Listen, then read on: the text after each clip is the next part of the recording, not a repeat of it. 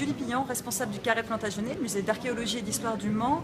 Nous accueillons en ce moment une exposition temporaire qui s'appelle Chasse magique en partenariat avec le musée du Quai Branly Jacques Chirac. Cette exposition a lieu jusqu'au 15 janvier et va présenter des collections des 4 continents, Amérique, Afrique, Océanie et Asie, correspondant aux collections de ce musée, pour mettre en avant tous les objets utilisés par les chasseurs avant, pendant et après la chasse, mais en lien avec toute cette notion de magie et d'esprit nécessaire pour attirer le gibier et se protéger. Alors, cette sculpture en bois, on appelle ça un crochet, provient de Papouasie-Nouvelle-Guinée.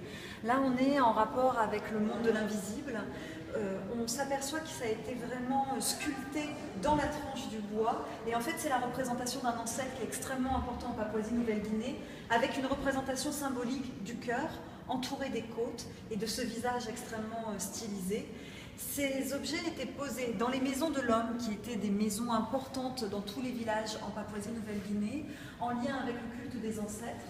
Et en fait, l'objectif, c'est de faire en sorte que l'esprit de cet objet, de ce yipuan, aille voir les esprits des animaux la nuit. Alors pour l'activer, eh bien, avant une chasse, on va mettre du jus de bétel, du sang sur cette sculpture. On va aussi mettre des excréments des animaux que l'on veut chasser.